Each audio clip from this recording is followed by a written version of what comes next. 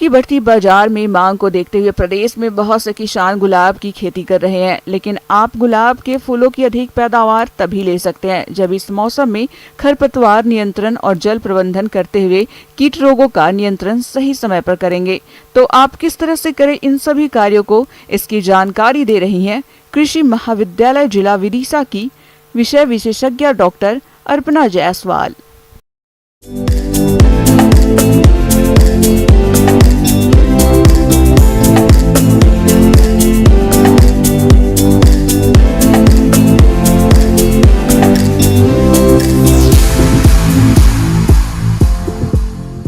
आज मैं आपको गुलाब की व्यावसायिक खेती किस प्रकार से हम करें इसके बारे में कुछ बताना चाहूँगी। जैसा कि हम सभी जानते हैं कि गुलाब की मांग न सिर्फ हमारे देश में अपितु अन्य देशों में भी बहुत अधिक है। क्यारी में नमी बनाए रखने के लिए आवश्यकता हमेशा होती है। 4 से 6 दिन की अंतराल पर जो है आपको सिंचाई करने की आवश्यकता होती है।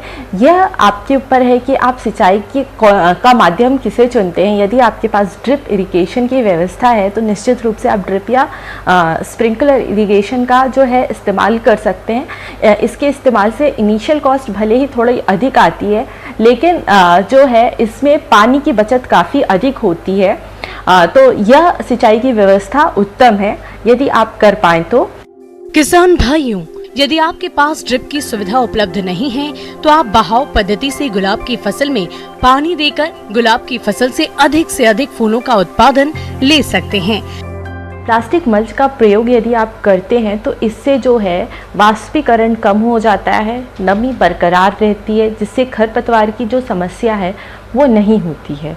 इसके अलावा निराई गुड़ाई जो है वो भी समय समय पर आप आवश्यक रूप से करें, क्योंकि नहीं करने पर क्या होता है खरपतवार आ जाते हैं और जो कि मुख्य फसल को जो है वो बहुत ज़्यादा नुकसान पहुंचाते हैं, उसके साथ प्रतिस्पर्धा करने लगते हैं। प्रतिस्पर्धा होने पर क्या होगा कि पानी खाद जो है वो पौधों को प्राप्त ना हो करके, गुलाब की फसल को प्राप्त ना हो करके जो है खरपतवार जो है उससे अपनी बढ़ोतरी करने लगते हैं, जिससे कि जो है फसल को बहुत ज़्यादा जो है नुकसान पहुंचता है।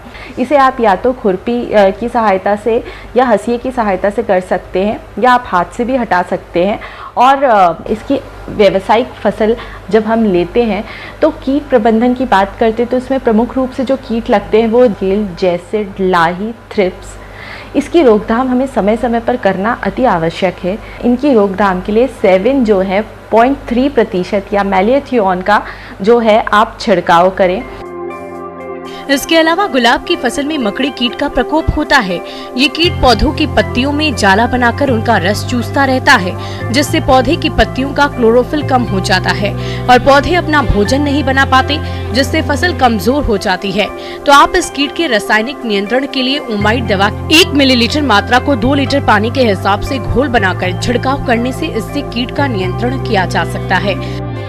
इसके बाद जो है कीट व रोग प्रबंधन जो है वो अत्यंत महत्वपूर्ण बिंदु है। गुलाब की जो मुख्य बीमारी है वो डायबैक है। यह प्रायः छटाई के बाद कटे भाग पर हो जाती है, जिससे पौधे धीरे धीरे ऊपर से नीचे की तरफ सूखते हुए जड़ तक सूख जाते हैं। तीव्र आक्रमण होने पर पूरा पौधा ही सूख जाता है। इसकी रोकथाम के लिए छटाई के तुरंत बाद कटे हुए भाग को चौबटिया पेस्ट, जिसमें 4 भाग कॉपर कार्बोनेट, 4 भाग रेड लेड और 5 भाग जो है तीसी का तेल जो होता है इसका होता है, एवं 0.1% मैलिथियोन का आप छिड़काव भी कर सकते हैं। इसके अलावा गुलाब की फसल में भभूतिया रोग का प्रकोप भी होता है। इस रोग के कारण पौधे की पत्तियां, टहनियां और फूलों पर भूरे रंग का पाउडर जैसे दिखाई देता है और अधिक प्रकोप होने पर पत्तियां काली पड़कर सूख जाती है और फूलों की गुणवत्ता खराब होने से उत्पादन में कमी आ जाती है। तो आप इस रोग की पहचान कर नियंत्रण के लिए घुलनशील गंधक की 3 ग्राम मात्रा का प्रति लीटर पानी के हिसाब से घोल बनाकर छिड़काव करें। तो आप सभी से मेरा ये अनुरोध है कि जब भी आप गुलाब के फूल की जो है खेती करें तो ये जो कुछ वैज्ञानिक बिंदु हैं, निंदाई, गुड़ाई, सिंचाई जो है, कीट प्रबंधन जो है, रोग प्रबंधन है, तो इन सभी में जो है वैज्ञानिक दृष्टिकोण अपनाएं और अपनी फसल की पैदावार बढ़ाएं। धन्यवाद।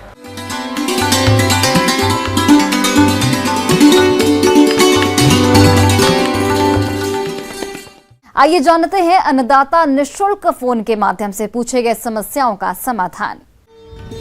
आज की अन्नदाता हेल्पलाइन में हमने जिस प्रश्न को शामिल किया है उसे पूछा है ग्राम लेखिया, जिला टीकमगढ़ के राजा प्रजापति ने। आपने ब्रॉयलर मुर्गी की प्रजाति और उसके पालन पर जानकारी चाहिए है, तो इसके लिए देखिए कार्यक्रम का यह अंश।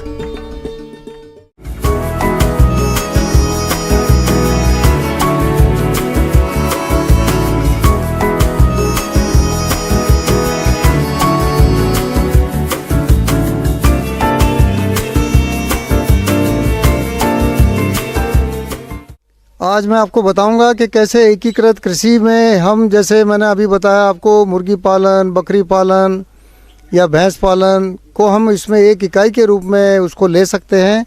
इसी तरह से अगर हम घर के पिछवाड़े मुर्गी पालन, जिसको हम बैकयार्ड पोल्ट्री के नाम से जानते हैं, उसके लिए एक बहुत मशहूर नस्ल है जिसका नाम है क्रॉयलर। क्रॉयलर मुर्गे देखने में बिल्कुल देसी मुर्गों की तरह होते हैं। क्रॉयलर के नर मुर्गे 35 से 40 दिन में तैयार हो जाते हैं और देसी मुर्गे 80 से 90 दिन में मांस उत्पादन के लिए तैयार होते हैं। जहां तक अंडा उत्पादन की बात है तो देसी मुर्गी की तरह ही क्रॉयलर लगभग 5 माह बाद से अंडा उत्पादन करती हैं और इनका अंडा उत्पादन लगभग 220 तक है। क्रॉयलर अंडा का आकार देसी मुर्गी के अंडे के तुलना में बड़ा होता है। इस क्रॉयलर ब्रीड को बनाने के लिए वैज्ञानिकों ने 3-4 नस्लों को क्रॉस किया और इस क्रॉस करने के बाद में इस नस्ल के अंदर जो गुण सम्मिलित हुए, जिनका मुख्य रूप से प्रभाव देखेंगे आप इसके शरीर भार पर, इसकी शारीरिक वृद्धि पर तथा मांस की मात्रा पर। साथ ही अंडों के उत्पादन में की अगर हम बात करें तो अंडों का उत्पादन करीब करीब 220 से 230 अंडे इसके मिलते हैं, जो कि एक बहुत ही रिकॉर्ड प्रोडक्शन है। क्योंकि इसकी अगर हम आर्थिक विश्लेषण की बात करें तो प्रति अंडा इसका गर्मी के दिनों में 10 रुपये और सर्दी में 30 से 35 रुपये तक का अंडा इसका बिकता है। तो 220 से 30 अंडे अगर एक मुर्गी देती है तो ये एक बहुत ही महत्वपूर्ण रिकॉर्ड माना जाएगा, क्योंकि जो हमारे अंडा उत्पादन की जो सबसे अच्छी नस्ल है जिसका नाम है वाइट लेगहॉर्न, उसका एक अगर हम रिकॉर्ड उत्पादन की बात करें तो 300 या 302 अंडे या 300 तक जो अंडे हम मानते हैं, उसकी तुलना में अगर ये 220 अंडे देती है और जिसका जो बाज़ार में भाव है, यानी आप ये मान लीजिए ऑन एन एवरेज अगर 20 रुपये का अंडा हम मान के चलते हैं तो वाइट लेगहॉर्न की तुलना में ये बहुत ही लाभकारी सिद्ध होगी। जिसका मुख्य कारण है कि वाइट लेगहॉर्न के लिए आपको 12 से 15 टीके लगाने पड़ते हैं, लेकिन इन बैकयार्ड बर्ड्स की अगर हम बात करें तो इनमें 3 से 4 टीके ही सफिशिएंट है।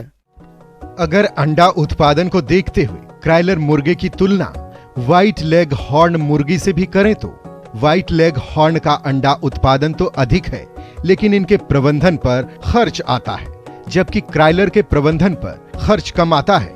इसी तरह मांस उत्पादन के लिए क्रॉयलर का पालन करते हैं तो इनमें ब्रॉयलर मुर्गियों की तुलना में बीमारियां कम लगती हैं, कम समय में अधिक वजन की हो जाती हैं, इनके मांस की डिमांड अधिक रहती है। रही बात इनके खान पान की, तो